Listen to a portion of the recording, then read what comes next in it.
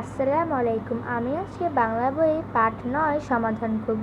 এখানে বৃষ্টির ছড়া। ফরুক আহমেদ। বৃষ্টি এলো কাশবনে, জাগলো সারা বাঁশবনে, বকের শাড়ি কোথায় লুকিয়ে গেল বাঁশবনে। নদীতে নাই খেয়ে আজে, ডাকলো দূরে দিয়ে আজে, কোন সে বনে আড়ালে ফুটলো আবার কে আছে।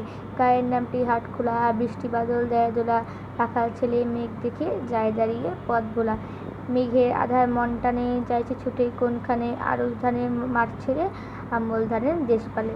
এখানে শব্দার্থ অর্থ জেনে নিই। মানে শব্দার্থ: আধার অর্থ অন্ধকার, কেয়া অর্থ ফুলের নাম, খেয়া অর্থ নদী পারাপারের নৌকা, গা অর্থ গ্রাম,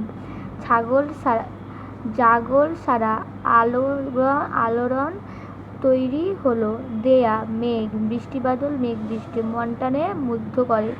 অনুশীলনী: ১. বর্ণ সাজিয়ে শব্দ তৈরি করি।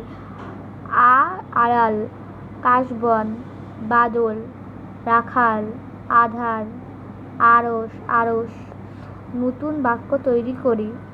কাশবন, নদীর তীরে সাদা কাশবন দেখা যায়।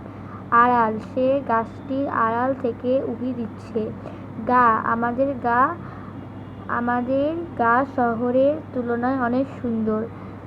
তারপরে ফোঁটা, বর্ষাকালে অনেক ধরনের ফুল ফোটে। অন্ধকার, সন্ধ্যা হলে চারপাশ অন্ধকার হয়ে যায়। আজকে এখান থেকে সবাইকে আল্লাহ হাফেজ।